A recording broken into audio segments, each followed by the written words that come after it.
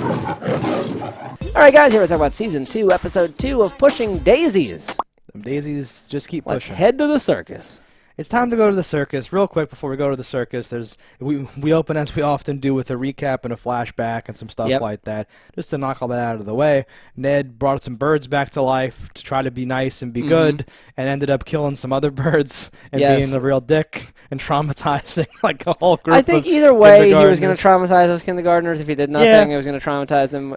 Maybe it would have been a little better if the wild birds were dead, because they never would have probably seen them if Ned didn't climb up there in the first place. And the other ones they raised. I was going to say, they frame it. We nursed these things back to health, and we're so proud. Oh, kids, I'm so sorry. Oh, kids, oh no, right? That's like really bad. But I wonder something. So it's touch it once, it comes back to life. Touch it twice, dead forever. So if you never, could you keep daisy chaining the touch? Like, could he have brought back all those yellow birds, and then some other birds would die? I don't know. I wonder. I'm not sure where the soul energy comes from or how it works. I don't know if we'll ever get an answer to things like that, but I'm curious. He touches his mom again and nothing happens. No, but he never touched the red birds. Right. They died he from could the bring magic. Those birds back. That's what I'm saying. Right. So he could have touched those, and some other random birds would have died. Yeah. He could have made it all okay in quotes. Right. The same amount of things would have actually died. And they've talked about that because him and Chuck talk about her like talking to her dad again one more time. Yes. So whether or not he has proof, but it seems like in his childhood he did a fair amount of experimentation, either by accident or intentionally.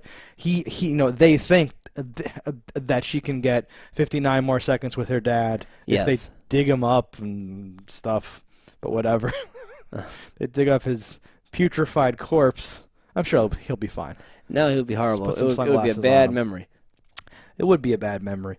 26 years of decay or whatever. But this is a bad memory for Ned. Yeah. And I think this is like, we're like slowly building up in these flashbacks, and then he makes references in the present day to like what life has been like with this power and how he's been taught, like, this is why I'm like this, right? He's such a nervous and like neurotic guy and all that stuff, and I think it's because his life has taught him to be that guy. So you keep getting little snippets of like horrible things that happen where he's like, I can't win. I certainly had an interesting childhood. Yeah, right. I find it funny that like when he was like running away and like that kindergarten teacher even saw him, it wasn't like, why are you here, son? Let me help you. He just like gets to run away again. Yeah, well, she was distracted by the dead birds. I think the biggest shocker for me was, and maybe you realized this earlier on, I had no idea that Olive and Ned's apartments touched. I didn't realize they were literally touching apartments.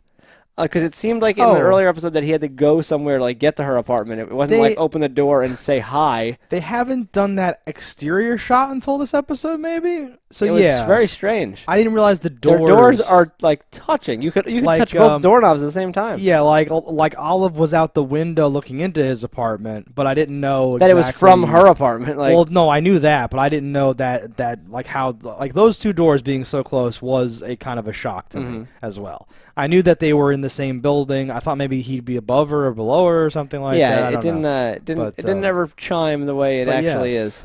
If you want to cut to the end, their freaking cute role play thing, where she's like, "Well, I've just moved here. I haven't met anyone yet." And he's like, "Well, can I get you over there?"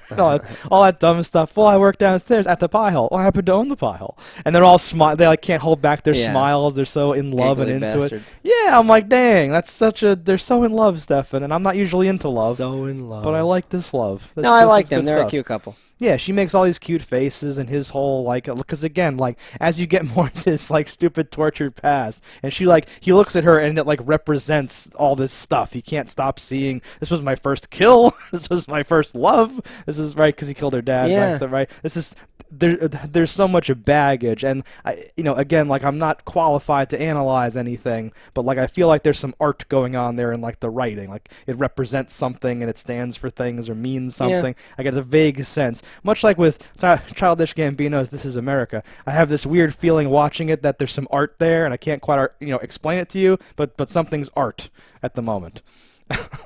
I like it, is what I'm trying to say. I like that their apartment building has this gigantic courtyard in the center of it. It's this like whimsical fucking thing. But like a weird like metal Ghostbusters Faraday cage roof thing where they can, I don't know, like that shot at the end confused me so much that I did like the 10 seconds back to just watch it again to be like, why are we panning over there? What is this place? Because the pie hole is downstairs, they say. Yes, but that should be where this empty corridor thing is. We've seen and we know exterior. that they're on the roof with the bees, but the roof doesn't seem to be that roof. No, it's there must be a sub-roof or something they're actually That's on. a lower roof that goes off in the back behind the pie hole, which is on a T or like L or whatever. I don't know. A V almost. Oh, it literally broke my brain where I'm like, what is this? Are they on the Truman Show? Is that what you're trying to tell me? What's happening here? But I like that how that building is. It was cool It just looking, seems like such a. There's so much space that is empty in that place. Like, I wonder the cost efficiency of that and what is the benefits in doing it that way? Because in that roof thing or in the whole thing of having a big hollow building. Yeah. Because it's essentially like building 4 buildings and just putting them like together in like a plus sign shape and then leaving out the center. It's weird. I hate it. Yeah, you should. It was very confusing. Like I said, I'm still reeling from that revelation. But so this episode is about a woman comes in to tell our detective friend that her daughter is missing. She is very emotion filled, or the lack thereof. I'm not good with emotions. Which ones? All of them. Yeah, she's very stone faced. The stupid one thing. tone. I came in. I did this. I knocked, and then it goes and like makes the knock noise when she mimes the knocking, and then there's a mime later. Art. No, like those goofy, stupid things where someone does something and it like makes the noise or does the stupid, things like that. He has a line, something about how like, and I didn't answer, which means I'm ignoring you, or some bullshit like that. Yeah. Oh man, he always has a bunch of good stuff. He's probably my favorite character of the show. Yeah. Digby No, being big the time. second favorite. Digby. Yeah. The dog. Yeah. Okay. Number 3 is Pigby. Did you catch? I'm glad you caught that. Of course, I couldn't not catch Pigby. Do you want to take this opportunity to just run through the Olive stuff really Sure, fast? knock out Olive. She's still at the nunnery. Still at the nunnery. Her stuff is still all gone. The police have not got it back. Olive's stuff watch 2019. Yeah. Okay. R.I.P. No, the stuff's gone, Stefan. I know, She filed the police report. Heartbreaking. 90% of those police reports never come of anything. The police didn't give a shit. They don't, because they're used to this. Everyone probably files a police report. All those pregnant teens, where the poor get all their stuff. Vivian, no, Lily is still there. All that stuff, right? Yes.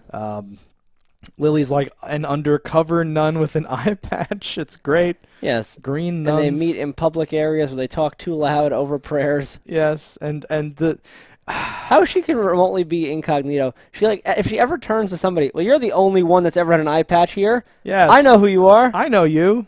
Oh, you're back. What? No, I'm just a nun. You know me. Of all the people here. Just eye patching. Don't worry. No, it's crazy. That's fine, though. It's kind of whimsically crazy. I am a sucker for this. I feel bad for how much I enjoyed this scene, but the scene where she's explaining, well, no, because that wasn't his baby. I tricked him into doing it. And I was like, wait, why would he believe you if he didn't? She was like, damn it! Damn it! Damn it! Damn it! Thought that was and then, work. like, Mother Superior's like, shh! She's like, damn it! All that stuff, like, Swoozie Kurtz, whatever her name is, like, I really liked that scene. I really enjoyed it a lot. It's really good. It's she's nice trying to see throw her a off. character actually see through a lie, though. Yeah. Instead of just believing Well, bullshit. because she starts telling the lie, and I'm, like, taking notes while I'm watching it, so I start writing that down. Oh, she wasn't really her thing or whatever. And then I'm like, wait a minute. And then Olive's like, wait a minute. And I'm like, oh, God. Yeah. Deleting. That's not true. So, and instead writing awesome scene where she sees her lie or whatever. Yeah, exactly. Because they've had this running gag where she spills secrets or vice versa, and then she goes, "What are you doing? Stop telling me all these secrets!" Yes. So now she had time to think, and she's like, "I'm gonna go back and act like I'm telling her more secrets to like misdirect her and fix this." And it like fails instantly and stuff. And you're right, that is nice for that kind of thing to happen. And how quickly she goads out Olive's secret, and not the secret she would have liked to have gotten, but she got a secret, a deep secret about her love for Ned and Ned's love for another. And she does the damn it thing too. She's like, things happening. Yeah, I like it. I don't. So it's awkward to have. When Olive left, I was like, oh no, or something like that, right? And then when she was at the nunnery, I'm like, oh no, like we're just gonna have to keep cutting back and forth and doing this. This doesn't make any sense. But having one of the aunts there and having this thing with the secrets and the stuff has kept it good enough where I'm like, okay. Yeah. Her absence though is causing pressure on the pie hole. Sure. Well, yeah, they have no employees. She does Yes, everything. she does and without everything. her, who's even feeding Digby? Yeah, she Does does. Digby need to eat? Who knows? Maybe not. She does everything every day, apparently, and whenever they're off on a case, it's always been Olive. Yeah. And that's part of what drove her crazy. Now she's gone, and Chuck has to do it, right? It's a very awkward scene where the other aunt comes in and wants a pie, and Chuck dives over the counter. Yeah, honestly, Ned's the one that should stay. Yeah. Because they can always touch the bodies back at the morgue. He's not needed in the field. If anything, it's a Exactly. liability to have him in the field. He's the breadwinner. Yeah. And the only one that could be spotted as being a dead person in the pie hole is the girl who is proven to be better at interrogating people. So it makes sense. 100%. Yeah. I 100% agree. But Emerson doesn't like her, That is the issue. and Ned is like afraid and wants to keep her safe. And like I know you know that too. Yeah. But I'm saying like they've put these things in there, and it's obvious who should go, right? Uh-huh. Later on in the episode, she speaks French. Like Yes. she's essentially a super spy in all Yeah. these kinds of ways. She has all these skills and Yeah, abilities. she outsmarts and tricks that girl into Yes. the location. She speaks French. Yeah, she's got everything. I imagine if She's she such a book-learned person. if she has it in her, she'll be like picking a lock or cracking a safe or something like that. Because she probably, oh, I know this model of safe. We had the manual in Father's library. It'll be this stupid like she has all these powers and abilities, and she's back at the pie hole pouring coffee for people. It's amazing. I like it so much because it's so broken. It's so Yeah. obviously bad. Works for me. So they're at the circus. They're led after they find a mime in in the van trying to find the girl. They are pointed. This might be the convoluted best thing scene of happens. the movie though. Is Oh. when they're interrogating the mime and he's miming, and Emerson just pulls his gun out and the mime goes, "Okay, Okay. Sorry. That's enough of that. He bullies a dead guy into talking. Yeah, he threatens. Genius. He threatens a dead guy. I loved that too, because when the mime sits up and then starts doing his like miming, I'm like, oh no, that's horrible. And then Emerson was like, oh no, that's horrible. And then pulls out his gun and goes, got it, get back in the. Oh, sorry, Yeah. sorry. And like that's amazing to have them treat it like that, and to like take me on that little journey of like, oh, they have to be like, okay, first word sounds like, guys, 10 seconds. They have to do this whole stupid Yes. joke, and I'm like, ugh, this is gonna like like the next minute is gonna suck for me, and then it was so much better. It's like a complete No, it was judo fantastic. move reversal, right? Yeah. So this gets them to the circus where they're interviewing the owner of the circus. They're walking around, and on the circus owner's desk is like the monkey shine, like from the poster of Monkey Shine. It's like the little monkey, like Oh, tink, no. tink, tink, Wow. tink. Okay. And then later on, there's another scene with a different one of those, and I'm like, God, they're showing all these little monkey things. I'm like, that's kind of cool. They interview that guy. They get some information about. Like some slipped information that makes him go back for a second interview with that lady who like we don't really see very much. Like it made it seem like it was gonna be a bigger deal than it was. Yeah. And I mean that was a misdirect, but The show doesn't always. It's not always their. Law and Order and a show whose like primary goal is the law and the order Yeah. are better at like the misdirects, like until the first commercial break, like we don't know who did it, then there's like one more segment Yeah. where you think it's that guy, but then right at the end you find out it's not commercial break, then you come back, right? That's their bread and butter. Yeah. Here the case stuff can kind of be an afterthought, or it's more about developing Emerson or Ned or Chuck or some character stuff with them. Agreed. So I forgive them for like, wait, that didn't really go anywhere. just something like, about how wait, why'd you the go amount all of the way screen there? time she had in lines. I Yeah. expected there to be at least one more time with her, but there was Right. not. No, there's a lot of patchy stuff with like the actual solving of the cases sometimes. Yeah. Sometimes they just all end up back in the same place together and the bad guy's there and he's like, ah, you got me. And it's like, okay, what? Wait, why is this happening? Yeah, but yeah. So when they're talking about what happened in there, what he learned, aside from a funny thing where Ned's cursing and there's fire to cover his mouth, Yeah. a rhino walks by in the back. And you see that rhino a couple times. What? It's a man in a rhino suit. What? A pink rhino. And I'm like, I know that rhino. And I'm like, I'm pretty sure that is the rhino costume from an episode of Full House where like Michelle or Stephanie or one of the younger ones sends off to get a rhino toy from a cereal box, but it's like this big, and his name was Rigby, I believe, and they're chanting like Rigby's a ripoff or some bullshit like that, and then Rigby comes to their house and dances, and so I Google after the fact, I'm like, rhino episode Full House, and I side by side, I'm like, yep, that is the exact costume, and I was trying to see, are these did anyone that like produced or direct or do a thing was on both these shows? I'm like, is that just a costume they could buy somewhere? But that was my fun little journey inside the episode. I did not notice the pink rhino. Yep, it was in 3 scenes. No idea what's going on at all. Very brief ones. You see him walking with a child at one point, and then he walks across the thing, and then again he's in like a background. I'm not really an Easter egg guy. I'm more of a thing that happened guy. I was looking in this one particularly after I saw that and the monkey shine thing. I was like, is this an episode for Easter eggs? And like I googled like this episode Easter eggs, and like nobody else like wrote anything, and I was like, did I just catch things? I can't prove anything you just said, so maybe you just made all that up. I don't know. I didn't. Was there a pineapple in the episode? No, we're not watching. They missed one. Okay. Good times. Yeah. All right, but this episode continues. There's some lame jokes with the flying cannonball man shooting through the window. The human cannonball, and business like that. Who is a famous little person actor.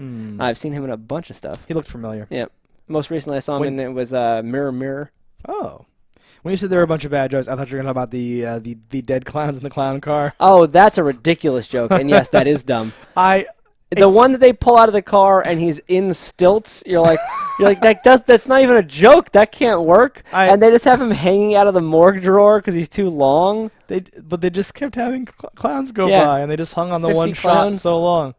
And they had the same awesome coroner guy, in the field though. Be like, wait, like jumping Jehoshaphat, there's more, and just went into the back and all that stuff. Like it's like deadpan craziness. It's really bad. But I was charmed. I was charmed by it. It's a funny joke, and I haven't seen a clown car joke in a show in a long time, so we were due. We were due. We had enough of a breather since the last clown car joke. That it was okay. I saw it coming though, and like the way they executed it, I thought it was like pretty solid. It was fine. Right? If you're gonna do that. All the clowns. A lot more clown stuff. There's another misdirect with some dude that all the clowns humiliate and all that stuff. Whose name rhymes with Venus. Yes. Whatever. Whole thing. The thing that didn't make sense to me was overall the actual plot of the episode. Yeah. So like the crime, I should say. Like I didn't understand. Oh, we poisoned that guy's makeup to throw off the scent, and we did this, and I killed all these ones, and I'm an acrobat. It would bring down the thing if these people unionized. What? That's what I'm talking about. I don't know a lot of these cases, right? But again, like somehow Ned has like a cracked throw arm and can like snipe. Yeah, and then that was another thing. I'm like, was there a setup earlier that they cut because they didn't have a thing? That wasn't like, how did that happen? But then she says, "You want me a prize?" And I go, "Okay, that's cool." So then I thought, like you thought, maybe there was a scene earlier at the circus where he was throwing and trying to like win her thing or whatever. And he's like, "I want to win you." I want to win you a prize or something like that, and they set it up or whatever. But that was weird. And again, a lot of the case stuff when the person's confessing or when the thing is coming through, you're like, oh, okay, so it was him all along. But wait, what about that one time? That couldn't have been him. That doesn't make any sense. Wait a minute. Yeah, that's every movie. Yes, but everything like falls apart. Whereas like again, like certain other stuff, they either don't get into that mess or if they would, there's like an explanation or something. Yeah, because what would even be the original scene for the thing? So it would be something that establishes that Ned has like a great arm, but did not win her a prize. So it would have to be something where like he's throwing at the bottles and like he's knocking them down every time, but they're not falling off the podium or something. Or it's like they're glued. Or it's rigged. Yeah. Exactly. Well, this is ridiculous. Sir, please get out of here. The rhino's in there, too. Everything comes together. He's holding the monkey. Yeah, no, that's awesome. Something weird, though, about that, definitely. Yeah, there had to have been something cut out of this episode because it seemed so odd, and I'm glad you thought it was odd also. Well, because it's an obvious payoff of nothing. Yeah. Because otherwise, it's like, wait, so what is this for? Why does he have Ned this awesome just always carry arm? a baseball? Yeah, because that's apparently a deadly weapon for him. Like, he should be using that more. Yes. That should be his superpower. Oh, wait, he's the only one that has superpower so far, right? And he's got two. Now he's got two superpowers. This is ridiculous. Yeah. But yeah, I like that Chuck speaks French and all that. Like stuff like that's charming and good, too. And she reads the poem, and the poem's horrible. Yeah. It's not even a poem. It's amazing. It's not even a poem. It's not even a poem. He's just like, you're super cool. I like you a lot. Okay. Like, that's horrible, man. We talked about the role-playing thing at the end or whatever. Emerson, more daughter payoff stuff. Yeah. That's been peppered through. I don't know if we've given that full attention or whatever. Think we have. But Yeah, he's been talking about and revealing more and more details or whatever. So we see little Gumshoe again. We see him getting misty about the reuniting of Yeah. of like this other daughter for the woman that hired him and all that stuff. You know, And he shuts her down at the end when she's like, no, you wanted her, you got her. Shut the up. exactly. Love it. Whatever he Yeah, says. he or does whatever. that look. Yeah, it's so good. Shy McBride, the man. No, it's good. Yeah, overall. that's pretty much everything that's episode, right? You got any buttons or anything? Just that it's so awkward to buy a pie from someone you can't see, and it was so weird and all that Yeah. stuff. I don't know where we're going with And, some of and these she had things. exact change without it being told the price. And And like, I'm not even going that you're deep a good with listener. it. Thank you. You're a very good listener, Seymour. No, like I really like. I'm not even going that deep where I'm talking about the individual, but just broadly, it was so weird. Yeah. I really enjoyed the shots of like the stunt person jumping over all the stuff and Sure. knocking plates and with slices of pie on it, just Uh-huh. knocking everything over. This mad dash thing, but that that's not enough for me to enjoy the whole thing. And for her to go like behind the thing or whatever, I'm like, aren't there several better things we could have done here and not done this? This is really weird. Awkward. Like I get it. What we're I trying expected to do, but- her to do a Mrs. Doubtfire. Yes. I thought she was going to shove her head into a pie and go, Yes. sorry, just doing a face mask. something crazy and weird, right? Oh, Something I'm just fun. baking, slipped in the powder. How you Yes, doing? Exactly. But so it's the whole thing. Like, it kind of takes away some of the, not that there was a lot of tension, dramatic tension here, but like her being found out and her being caught and known and all that other Yeah. business, right? They have to set up some arrangement to deliver these pies or whatever to get this to stop happening. Yeah. This is ridiculous They can't now. stop delivering the pies. Well, Olive delivered the pies, and Olive's in a nunnery. No, Olive, Yeah. Olive called a guy, and he delivered the pies. Remember the guy would show up for the pie deliveries? No, Olive started delivering it because that guy wouldn't take the pie. Then. Oh, yeah, you're Yeah, right. yeah. Well, they get that guy again. Well, just like slip him a 20 and say, I know this is not part of your normal route, but you have to deliver this pie because I'm a sexy zombie lady and my aunts can't see me or else everything my entire world will come crashing Yeah. down. Yeah, just say that. All right, guys, so that was this episode of Pushing Daisies. Let us know in the comments what you thought about it. Don't die in a fire, and we'll see you next time. Hello, internets. I just love watching JustDaggers.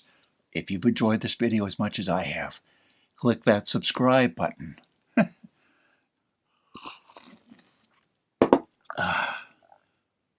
Peace out, homies.